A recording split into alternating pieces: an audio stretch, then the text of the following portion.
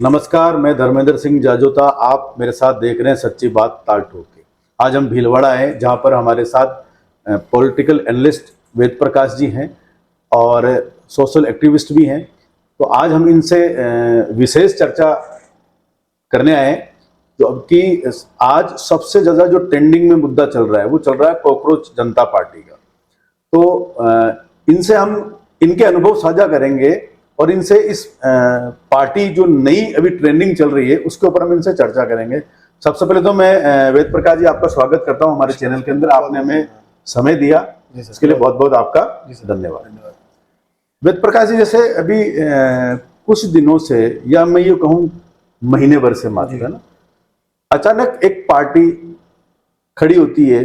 Supreme court के माननीय जज के शब्द में कॉकरोच शब्द निकलता है और वो निकलता निकलता सोशल मीडिया पे ट्रेंडिंग करता करता करता करता करता अचानक एक राजनीतिक पार्टी का रूप ले लेता है जी। तो थोड़ा सुनने से नाम में अभी अजीब लगता है, तो इसके बारे में थोड़ा समझो कि ये कॉकरोच पार्टी अचानक सोशल मीडिया से बनी है या इसके पीछे कोई विचार था या इसके पीछे कोई राजनीतिक हलचल है? सर बहुत बहुत धन्यवाद आपका समय देने के लिए। और इस पूरे मुद्दे में सर ये समझना पड़ेगा कि ये सिर्फ भारत की या इंडिया की बात नहीं है। ये कॉकरोच जनता पार्टी वाला जो कॉन्सेप्ट है, इस कॉन्सेप्ट को देखा जाए तो जिस तरह से फॉरेन कंट्रीज भारत में इम्पोज कर रही है, चीफ जस्टिस ने जो कहा कि कॉकरोचेस होते हैं, वो स्पेसिफिकली टर्म जेनजी के लिए नहीं था, युवाओं के लिए नहीं था। कुछ युवा कॉकरोचेस जैसे होते हैं, और वो हम लोग सब मानते हैं कि हर जनरेशन के लोगों में इस तरह के कुछ अपवाद होते हैं जो अपने दायित्व को पूरी तरह से नहीं निभाते हैं। इस टर्म को जिस तरह से यूज किया गया और जिस तरह से इसको पॉलिटिकली कैच किया गया, उसके अंदर देखिए आप, जो इसका जो मेन इसका जो करता धरता है वो यूएसए में बैठा हुआ है। और हम लोग सब जानते हैं कि यूएसए की एक पॉलिसी रही है शुरुआत से कि जो भी कंट्री या जो भी डेवलपिंग कंट्री है, जो भी ऐसे कंट्रीज होते हैं जो कहीं ना कहीं यूएस की हर टर्म्स पे एग्री नहीं होते हैं, तो वहाँ पर एक तरह का वो मूवमेंट क्रिएट करने की कोशिश करते हैं। उनका प्रयास ये रहता है कि वहाँ की लोकल एनजीओज, वहाँ की ऐसी कुछ पॉलिटिकल पार्टीज, कुछ ऐसे लोगों को शामिल करके एक ऐसा मूवमेंट खड़ा किया जाए ताकि वहाँ की जो स्टेबल गवर्नमेंट है उसको थोड़ा शेक किया जाए।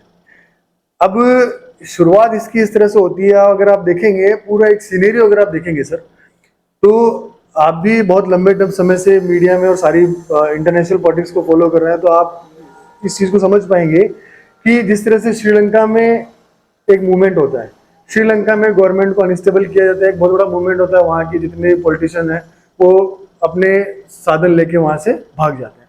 उसके बाद श्रीलंका की इतनी हालत खराब होती है कि भारत को भी एड भेजनी पड़ती है और बाकी और भी कंट्रीज उनकी मदद करते हैं ताकि वो अपना जो रेगुलर सिस्टम है उसको बचा पाए। उसके बाद वो एक्सपेरिमेंट किया जाता है बांग्लादेश के अंदर। बांग्लादेश में एक मूवमेंट होता है, जो बांग्लादेश के जो सोल्जर्स थे, जो स्वतंत्रता सेनानी थे, जो 71 में लड़े थे, उनके लिए एक स्पेसिफिक रिजर्वेशन था। उस रिजर्वेशन का अपोज करते हुए उन्होंने अपने पूरे देश के सिस्टम को खत्म कर दिया। एक जो पूरा एक स्टेबल सिस्टम था, वो रिजर्वेशन की फाइट थी कि जो वहाँ पे वहाँ की जो प्राइम मिनिस्टर थी, जो भाग के बाद में इंडिया आ गई, तो उनसे ये अपोज था कि स्टूडेंट ये कह रहे थे कि इस रिजर्वेशन को बंद किया जाए, इस रिजर्वेशन की वजह से हमें नुकसान हो रहा है। पर इस मूवमेंट को जिस तरह से इंटरनेशनल और जो अदर कंट्रीज है, स्पेशली यूएसए, क्योंकि जब वहाँ की प्राइम मिनिस्टर भाग के इंडिया आई थी, उससे पहले उन्होंने एक स्टेटमेंट दिया था, बहुत रिसेंट में 2 महीने पहले एक स्टेटमेंट दिया था कि मुझे इनडायरेक्टली, कि मुझे प्रेशराइज किया जा रहा है एक जो बर्मा और बांग्लादेश के बीच का एक एरिया जो है उसे एक न्यूट्रलाइज कंट्री बनाने की प्लानिंग चल रही है। तो वो अमेरिका का उनके ऊपर प्रेशर था और उसके जस्ट बाद ये मूवमेंट हो जाता है। इसका मतलब कहीं ना कहीं उनको, लेकिन आप ये तो इस बात को मानेंगे कि युवाओं में आक्रोश है। कहीं ना कहीं भारत सरकार जो है वो पेपर लीक को रोक नहीं पाई और कहीं ना कहीं उसकी जवाबदेही वो नहीं ले पाई, है ना? बिल्कुल। तो मुझे लगता है कि ये जो पार्टी किसी ने बनाई और उसके बाद जो युवाओं में आक्रोश तो है सर, है ना? जी। तो उसके कारण भी तो ये पार्टी, हाँ बिल्कुल है सर। देखिए, जब इन्होंने सोशल मीडिया पे, स्पेशली इंस्टाग्राम पे अपना पेज बनाया और उन्होंने प्रमोट करना शुरू किया उसको, तो बहुत सारे स्टूडेंट को होप मिली। उनको लगा कि यार ये लोग जो है वो हमारा मुद्दा उठाने के लिए, या जेनजीज के साथ जो भी प्रॉब्लम्स हो रही है, पेपर लीक एक बहुत बड़ा मुद्दा है। पेपर लीक की वजह से क्या होता है सर कि आप सोचिए कि जो बच्चा 2 साल 3 साल से तैयारी कर रहा है और उसको 3 साल की मेहनत के बाद जब उसको पता लगता है कि जो पेपर मैं दे रहा हूँ वो पहले ही किसी और के पास पहुंच चुका है और वो पेपर लीक हो चुका है, और मुझे जो है 3 साल की मेहनत के बाद भी मुझे मेरा नंबर नहीं आ रहा है या मेरे साथ इतना गलत हो रहा है, तो कहीं ना कहीं उसके अंदर आक्रोश तो आएगा। ये तो क्या सर, सरकार की कैसे क्या मजबूरी है कि जब जवाबदेही तो तय होनी ही चाहिए सर। अगर शिक्षा मंत्री इस चीज को नहीं रोक पाए तो मुझे लगता है कि शिक्षा मंत्री या उस लेवल के जो प्रशासनिक अधिकारी है जिनके, तो उनको जवाबदेही के रूप में इस्तीफा अगर स्टूडेंट मांग रहे हैं तो देना चाहिए। बिल्कुल, जवाबदेही तो होती है ना सर, मॉरल ग्राउंड रिस्पॉन्सिबल तो है। बिल्कुल सर, मॉरल ग्राउंड्स पे उनको इस्तीफा देना चाहिए। इस्तीफा अगर उनको लगता है कि कहीं ना कहीं वो सिस्टम के लूप होल्स को समझ पा रहे हैं तो उनको इमीडिएटली आके स्टूडेंट के सामने एक प्रेस कॉन्फ्रेंस करनी चाहिए, कुछ एक आपका एक सिस्टम बताना चाहिए कि अगर ये ऐसी प्रॉब्लम हुई है तो इसका हमारे पास ये सॉल्यूशन है, और बच्चों से 1-to-1 कम्युनिकेट करना चाहिए। देखिए सर क्या होता है, अगर आज मेरी वजह से आपको दिक्कत है और मैं आपसे आके बात करता हूँ या आपको ऐसा कोई आश्वासन देता हूँ कि ऐसा हम लोग करने वाले हैं, सर क्या होता है कि आप देखिए पेपर लीक के बाद एक खामोशी सी आ जाती है, कोई रेस्पॉन्सिबिलिटी लेने के लिए तैयार नहीं होता है कि कहाँ प्रॉब्लम हुई है, कहाँ की दिक्कत हुई है। अब एक तरह से देखा जाए तो हर आदमी एक स्केपगोट तैयार कर लेता है कि भाई ये कोचिंग माफिया ने किया या ये पर्टिकुलर इस स्टेट से हो रहा है। झुंझुनू सीकर का बहुत नाम आता है कि यहाँ पर कोचिंग इंस्टीट्यूट वाले जो है इसमें शामिल है।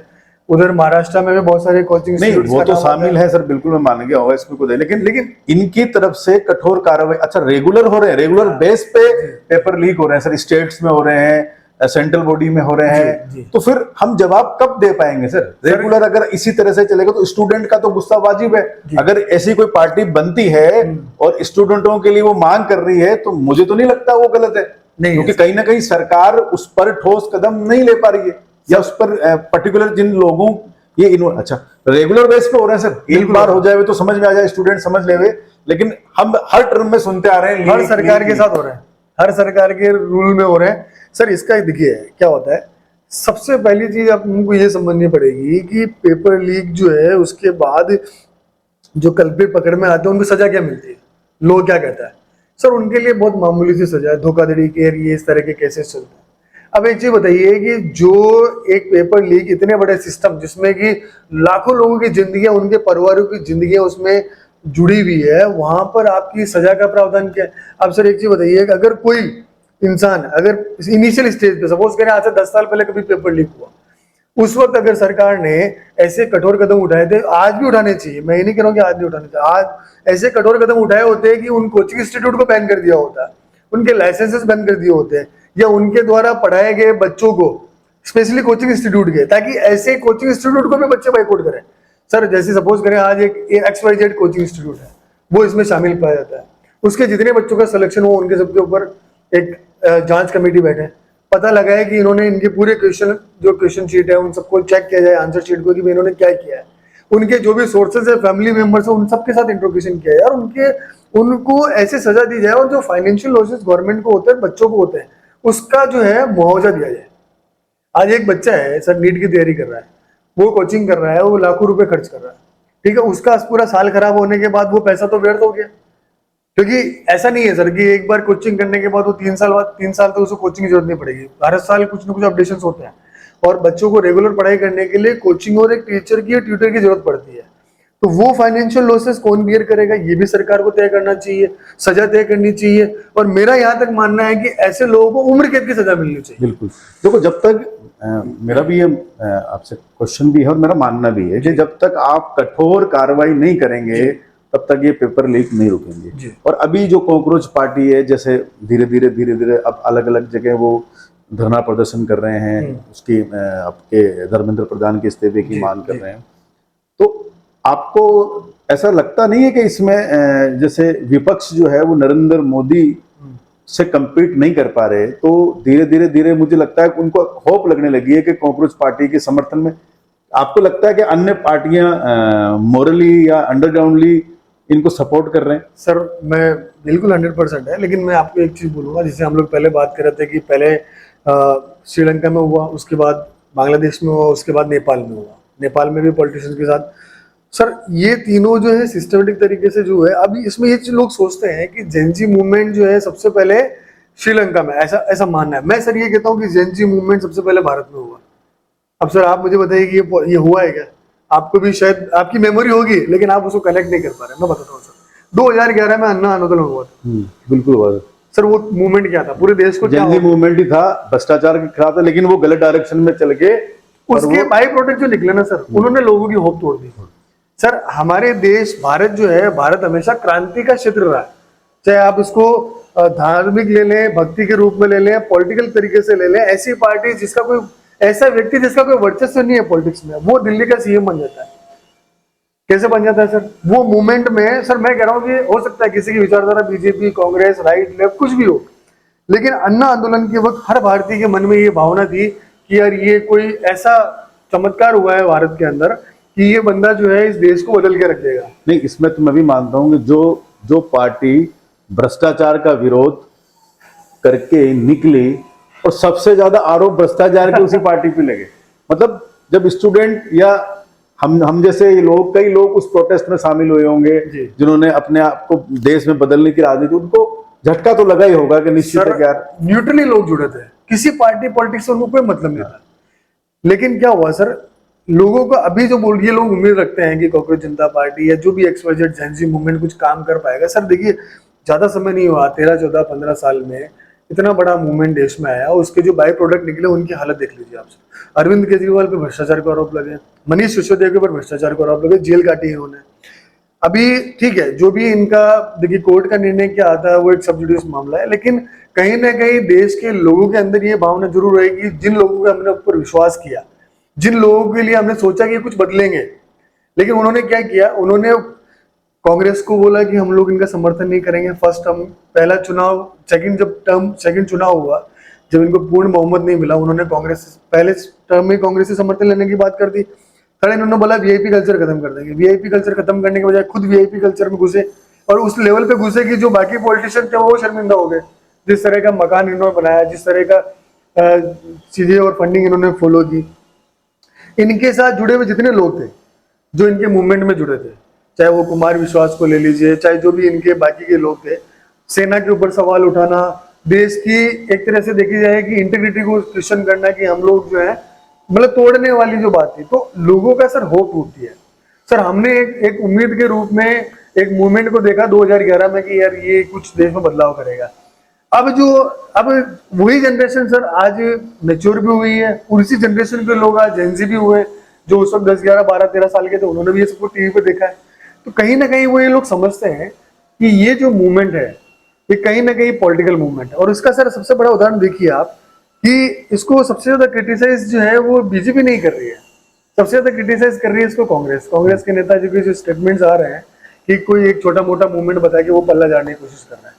इसके अलावा जिस तरह का इनको समर्थन मिल रहा है, वो सारे लेफ्टिस्ट जो यूट्यूबर जो भारत के खिलाफ काम करने की कोशिश करते हैं। और सबसे बड़ी बात सर, जो इनका सोशल मीडिया पे पेज बना और एकदम से इतनी हाइप इनको मिली, 22 मिलियन तक ये फॉलोअर्स पहुंच गए। अब जब देखिए सर आजकल बहुत इजी हो गया रिसर्च करना, आपके बारे में मुझे जानकारी लेनी है तो आपकी सोशल मीडिया पे सब कुछ अवेलेबल है।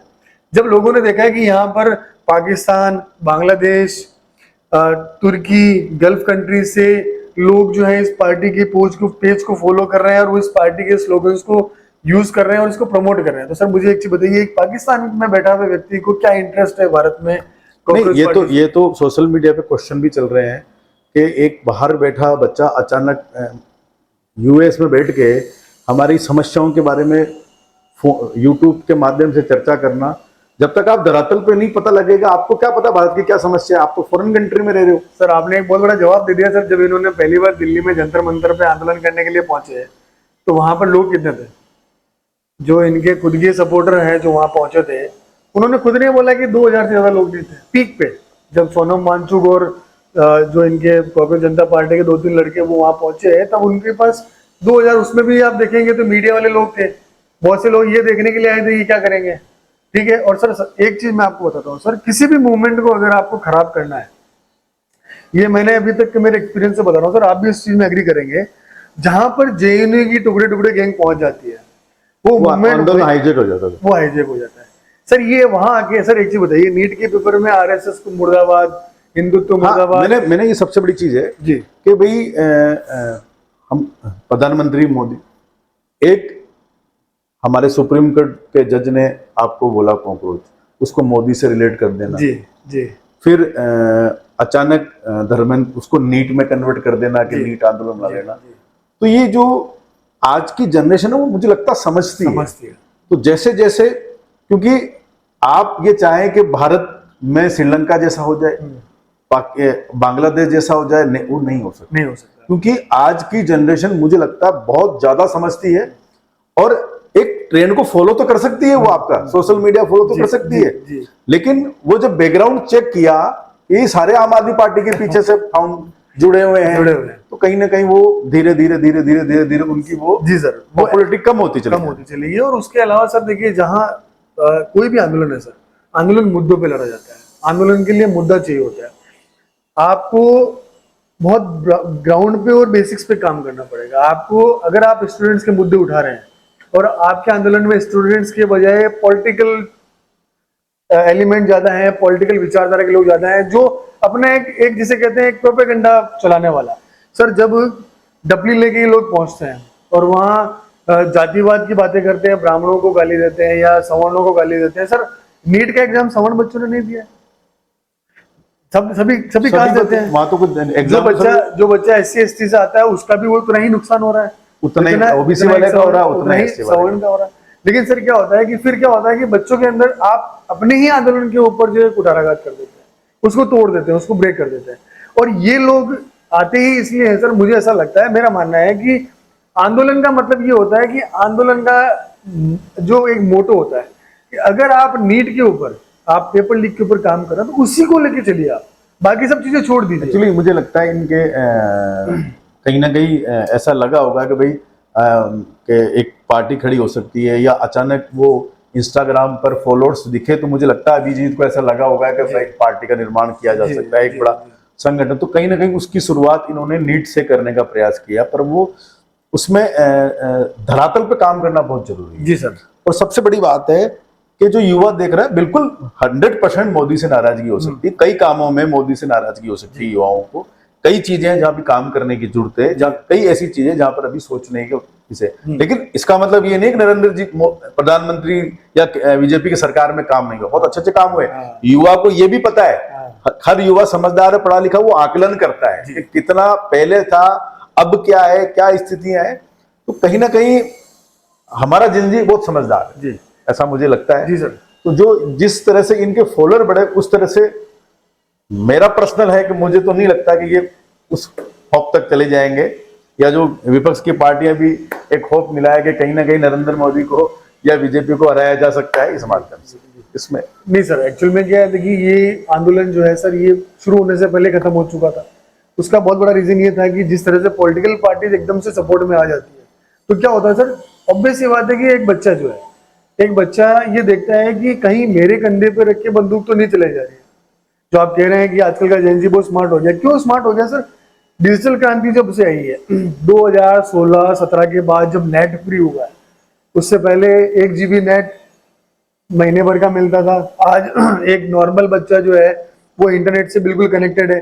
पहले लोगों के अंदर बहुत लिमिटेड सोर्स ऑफ इंफॉर्मेशन हुआ करती थी कि आपको न्यूज देखना पड़ेगा, टीवी देखनी पड़ेगी। आज आप किसी भी एक पेज को फॉलो करके, आज हमारे चैनल के माध्यम से कितने ही लोग हमारी सूचनाएं और चीजें ले पाते हैं। क्यों ले पाते हैं सर? क्योंकि वो हमारे पेज से जुड़े हुए हैं। आज ताल ठोक के जो हम लोग बात करते हैं, तब हमारा चैनल जो है वो सारी इंफॉर्मेशन घर बैठे और एक इंसान के हाथ में वो चीजें दे रहा है।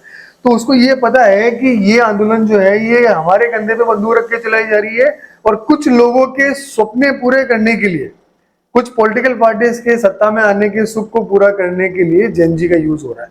इसलिए ये जो मूवमेंट है ये धरातल पे आते ही खत्म हो गया। लोगों ने इसको सिरे से नकार दिया है। अब ये एक तरह से देखा जाए तो एक डूबती हुई नाव है, इसके बाहर इसमें कोई उम्मीद नहीं है सर।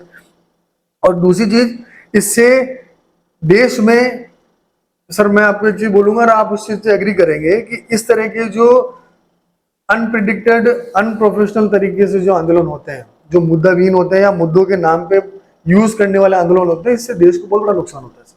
बिल्कुल 100%। आज सर आज किसी इंसान के साथ दिक्कत है, वो किसी समस्या से ग्रसित है या सरकार की कोई ऐसी नीति है जिससे प्रॉब्लम हो रही है सर, कल को एक जिनाइन आंदोलन होगा ना, तो उसके बाद लोग उस आंदोलन कर्मी को आंदोलन जीवी समझेंगे कि इसका कोई मकसद है। जबकि वो हो सकता है कि वो इंसान सही के लिए लड़ रहा है या सही मुद्दे उठाने के लिए खड़ा है। लेकिन इस तरह के जो अन्ना आंदोलन के बाद और जो बाद से रेगुलर जो चल रहे हैं, तो उससे लोगों के मन में एक डर हो गया कि ये सब वैसे ही लोग हैं। और सर आप देखिए, इनके आंदोलन में आपको सेलेक्टेड चेहरे दिखेंगे जो हर आंदोलन में या हर किसी तरह का, जब भी कोई मीडिया में ऐसा कोई मास लेवल पे कोई न्यूज आती है, तो आप देखेंगे कुछ महिलाएं, कुछ पुरुष जो है आपको सिमिलर फेसेस दिखेंगे जो हर आंदोलन में पहुंच जाएंगे। चाहे वो किसान आंदोलन हो, बिल्कुल थे, चाहे यूपी में जो रेप विक्टिम के बाद जिस तरह से वहां पे एक बहुत बड़ा मूवमेंट शुरू हुआ था, जिस तरह से ये कांग्रेस जनता पार्टी में और कोई भी छोटा मोटा कोई भी आंदोलन होता, तो उसमें ये लोग पहुंच जाते हैं। इन लोगों का मकसद यही है और ये खुले में बोलते हैं सर कि हमें बीजेपी को हटाना है। सर देखिए, आप सत्ता को क्वेश्चन कीजिए, आप सत्ता को क्रिटिसाइज कीजिए, लेकिन आपका मकसद ही अगर ये बन जाता है कि हमें इस सत्ता को हटिए, इस बीजेपी को हटाना है, तो लोग आपके साथ नहीं जुड़ेंगे सर। आप मुद्दे की बात कीजिए, आप बोलिए कि नीट के पेपर लीक हुए हैं, धर्मेंद्र लगता है विपक्ष मुद्दे को बुना ही नहीं पाता है। नहीं सर, उनके पास बड़ी समस्या है, मुद्दे होते हैं पर उसको बुना ही नहीं पाते हैं सर। मुद्दे हर जगह पे है सर, देश में आज बहुत सारी समस्या है, बहुत समस्या है, लेकिन वो उनको नहीं दिखती जो मुद्दे एक्चुअली कहीं ना कहीं विपक्ष खुद के दम पे नहीं चुनाव फाइट नहीं कर पा रहा, अपने मुद्दे नहीं रख पा रहा, उसका भी एक बहुत बड़ा खामियाजा विपक्ष को उठाना पड़ा। सर मैं आपसे सवाल करता हूं सर, आप इतने लंबे समय से मीडिया में हैं और आप इतने बड़े एरिया में आप ट्रेवल करते हैं, आपके बहुत सारे जर्नलिस्ट हैं, उनसे आप मिलते हैं। सर आप बताइए, कितनी बड़ी बड़ी समस्याएं हैं इस देश के अंदर, बहुत है, और उन समस्याओं को उठाने वाले के लिए कौन आदमी एक्चुअली सबसे बड़ी समस्या है कि ये इनकी प्राथमिकता नहीं पता है जी, जो उठानी चाहिए वो नहीं उठा पाते, और जो नहीं उठाने जैसी उस पर बहुत ज्यादा बवाल कर लेते हैं। अगर ये निरंतर समस्याओं को देखें और उस पर रेगुलर चलें तो निश्चित है, ऐसा नहीं है कि कोई अपराजय नहीं है जी, बीजेपी को भी हराया जा सकता है, कोई बड़ी बात नहीं है, लेकिन आपके पास मुद्दे होने चाहिए। बीजेपी को बहुत डैमेज हुआ सर। हाँ, नीट पेपर के बाद भयंकर डैमेज हुआ सर, बच्चों के अंदर एक बहुत बड़ा गुस्सा है उनका, बिल्कुल है, लेकिन उनके पास होप ये नहीं है कि उनके मुद्दे उठाने के लिए दूसरा कौन है जो उनकी बात सुनेगा। आज कांग्रेस का एक पूरा पास रहा है भ्रष्टाचार और नेग्लिजेंस का, कि भी उन्होंने आम आदमी को कभी उनकी समस्याओं को सुना नहीं, समझा नहीं, या उनके मुद्दों को उस तरह से नहीं उठाया। अच्छे काम भी किए और बहुत सारी कमियां भी रही, लेकिन कहीं ना कहीं आप देखा जाए तो 2014 के बाद जिस तरह से भारत का डेवलपमेंट हुआ, हर चीजों के अंदर सुधार आया, डिजिटल क्रांति आई, बैंकिंग क्रांति आई, बहुत सारे इन्होंने ऐसे काम किए, तो कहीं ना कहीं लोगों को इनसे उम्मीद है और इनको करना चाहिए सर। नीट के मुद्दे पर इनको स्ट्रिक्ट एक्शन लेने चाहिए, ऐसे कुछ बड़े बदलाव करने चाहिए ताकि बच्चों का भविष्य। बिल्कुल, ये तो मैं ही मानता हूँ, नीट पे मुझे लगता है कहीं ना कहीं जवाबदेही तो बनती है और इसका एक्शन भी लिया जाना चाहिए। और सबसे पहले तो आपका बहुत बहुत आभार, धन्यवाद जो आपने हमें समय दिया। इसी तरह से आप आगे भी हमारे साथ जुड़ सकते हैं सच्ची बात ताल ठोक पे। ये चैनल आपके लिए हर उन मुद्दों को लाएगा, हर उन जन समस्याओं को उठाएगा जो सरकार तक पहुंचानी चाहिए। आप हमें लाइक करें, सब्सक्राइब करें, हम इसी तरह से जनहित से जुड़ी सभी चीजें आपको दिखाते रहेंगे। मैं धर्मेंद्र सिंह जाजोता, नमस्कार।